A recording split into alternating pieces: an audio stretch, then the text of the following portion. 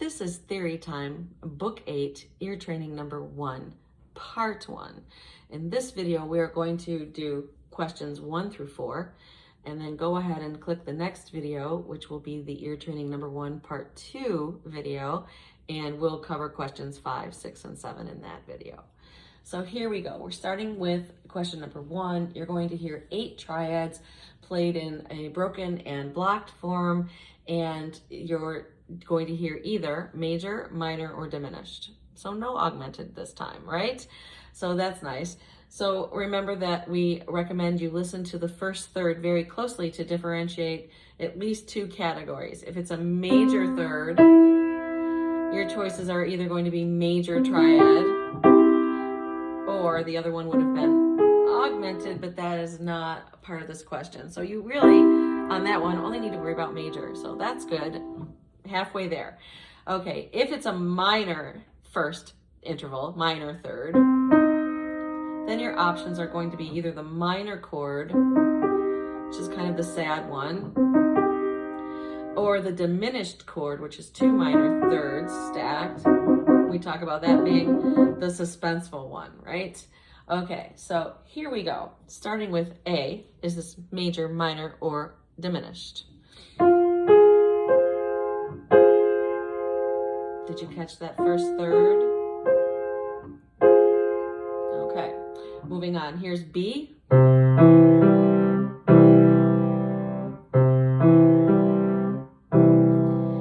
And C. Sorry.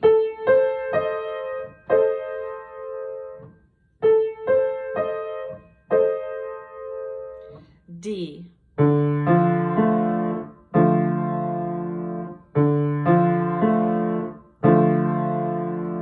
E.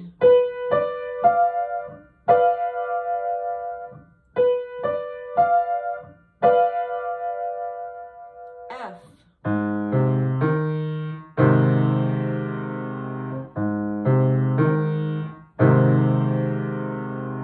G.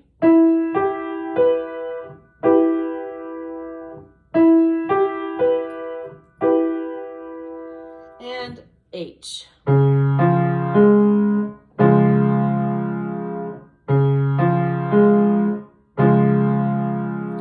Okay, how'd you do? Let's check your answers. A, I played minor. For B, major. C, diminished.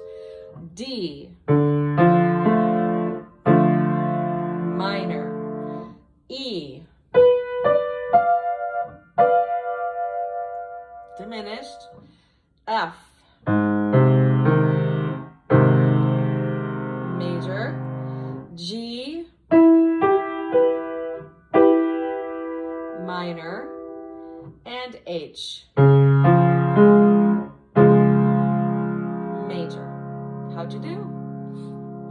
Okay, question number 2. You're going to hear intervals within the octave of a major scale. They may go up or down, and you are supposed to identify each interval by the type and size. So we want to know, is it major or perfect? And then what is the number? Okay. Don't forget, we like to do these in pairs of sums of 9. So 2 plus 7, that equals 9. Those are the uglies. They're clashy. 4 and 5 are tunes. Here Comes the Bride for the 4th, and Twinkle Twinkle for the 5th, right? Those are perfect. The pretties are the 3rd and the 6th, because they sound very harmonious together, yeah? And then there's the perfect octave, which is that whole big giant interval, same note, or a perfect unison. Okay, here we go. Here is A. What do you think this is?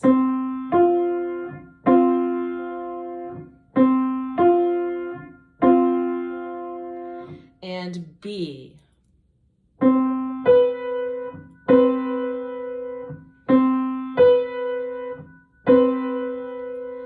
C.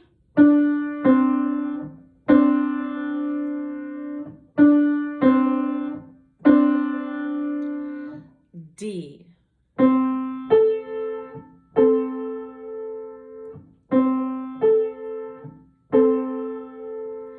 E.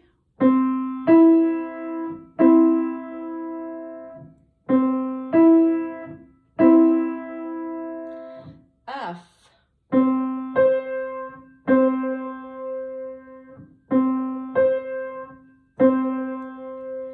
And G.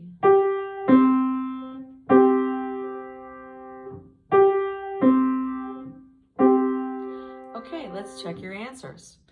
A, perfect fourth. B, major 7. C, major 2nd. D, major 6th. E, major 3rd. F, perfect octave. And G, perfect 5th. How'd you do? Okay, moving along. Question number 3 is rhythmic dictation. So there are 4 measures in this example, and your job is to fill in the missing rhythms for measures 2 through 4. The first measure is given.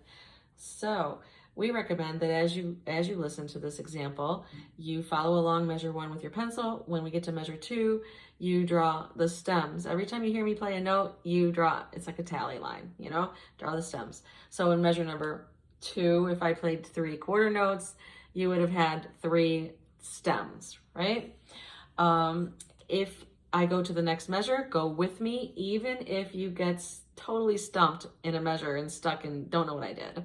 Just when you hear me go to the next measure, go with me. You're going to get to hear it as many times as you need. And if you don't listen every time to the entire example, you're really missing out and might cost you or yourself some points in an exam. Okay, so here we are. Measure number 1, starting there. Don't forget to write the tallies. Here we go. 1, 2, 3. 1, 2, 3. 1, 2, 3. 1, 2, 3. How'd you do? Did you stay with me on each measure? If you did, you should have gotten for sure the 4th measure, because it was pretty simple. Okay, here is the example again, starting at measure number 1. You can always put the note heads in after the fact. It's the tallies that really help you start to be a good detective and figure out what I'm doing. So here we go. 1, 2, 3. 1, 2, 3.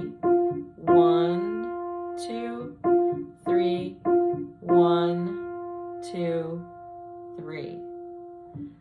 Okay, if you need to hear it again, please pause right here and rewind a little bit to listen as many times as you need. I'm going to go ahead and give you the answers now. So measure number 1 was given. You have 2 8s, 2 8s, quarter. Yeah. Measure number 2 went 1, 2, 3.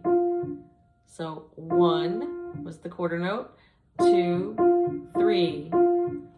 2 8th notes on each beat, right? So you should have quarter, 2 8s, 2 8s in measure number 2. Measure number 3 went 1, 2, 3. No half note in that measure. 1, 2, 3. Okay, so what could that be if it's not a half note and it's not a quarter note? Listen carefully. 1 and 2 and 3 and. Yes, dotted quarter note followed by a single 8th note with a flag, and then 3 and was 2 8th notes. Okay? Then the last measure, 1, 2, 3. Dotted half note. Enough said about that one. Moving on to question number 4. Question number 4 is melodic dictation, and there are 4 measures in this example as well. First measure is given. Here your primary job is to get the melody notated. The rhythm is also important. Excuse me. The rhythm is also important and necessary, but the primary purpose of melodic dictation is to get the melody down. So for this one, I recommend that as I play, you kind of stay along with me and just write circles, whole notes, the heads, note heads. And don't worry about if maybe you missed a skip, or maybe it was a step and you wrote a skip, or your primary purpose in the first listening of it is to try and at least get the overall shape of the phrase. And then from there, you can fine tune when you listen to it again. So starting with measure number 1, we're in the key of F, and here we go. Follow along with your pencil. 1, 2, 3, 4, 1, 2, 3, 4. 1, 2, 3, 4. 1, 2, 3, 4. Remember, it always ends on the tonic, and if you kind of stayed with me, you should have gotten the 4th measure, I think, for sure, at least that measure. Okay, here we go again, starting with measure number 1. 1, 2, 3, 4, 1, 2, 3, 4. 1, 2, 3, 4. 1, 2, 3, 4. Okay, if you need to hear it again, please pause the video and rewind. At this point, I am going to give you the answers. The first measure had this big leap up to that F. That's going to be important in the next measure, okay? So also the first measure is kind of to establish the scale a little bit, right? So the last note in the first measure was a B flat. That's the first note of measure number 2. So B flat, it's just a step, right? Okay, so hopefully your measure number 2 started on an A. Here is the entire measure number 2 now, knowing that we're starting on A.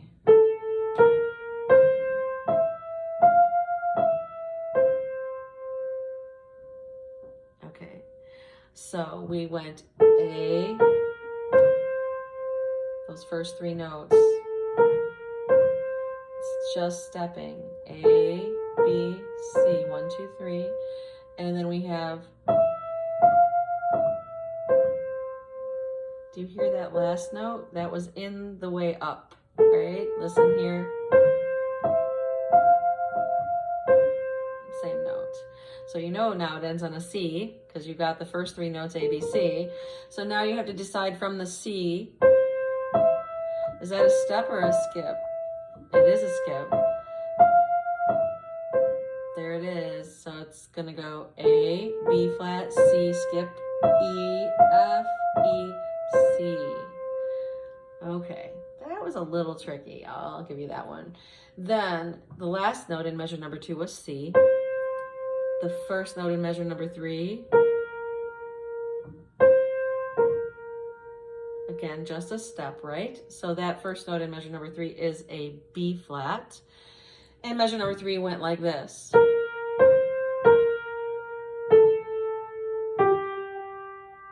That was a lot easier than the second measure, right? B flat. No skips in there, just steps. So B flat, C, B flat, A, G, going into the 4th measure.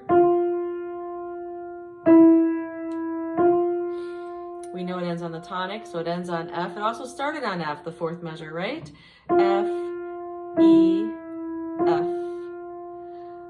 Okay, continue on the next video for the part 2 of this page.